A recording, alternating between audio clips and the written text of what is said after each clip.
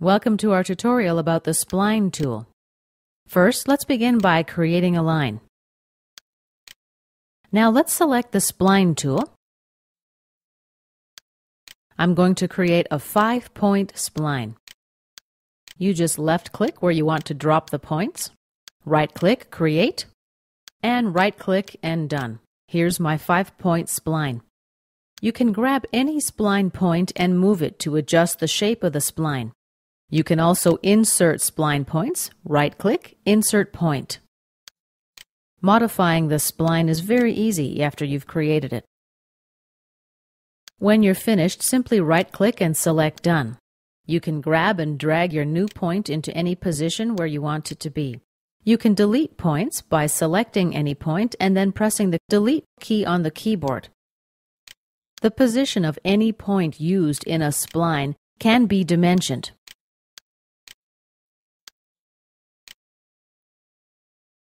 OK.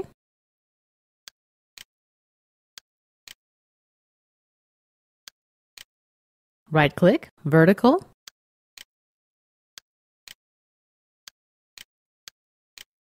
And OK.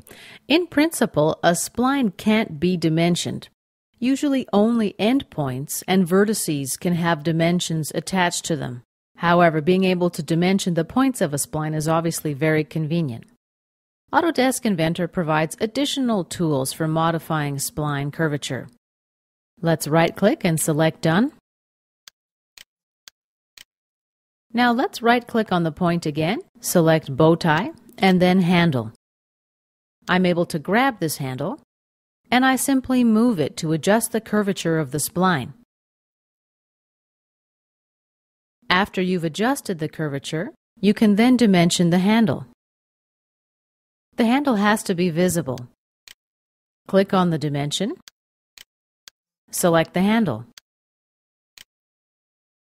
Let's enter 1 and click OK. I can also dimension the angle. Let's say 30 degrees here. OK.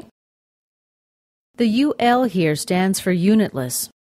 This means it's not a dimension value. We can remove the handle. First, let's select Done. Now right-click again, Bow Tie, and unselect Handle. Let's right-click again, back to Bow Tie, and select Curvature. And let's adjust it. This option adjusts the curvature at a selected point, and it affects the entire spline. OK, let's deselect this option, right-click, Bow Tie, and unselect Curvature. The last option here is Flat. This option holds the selected area on a spline flat.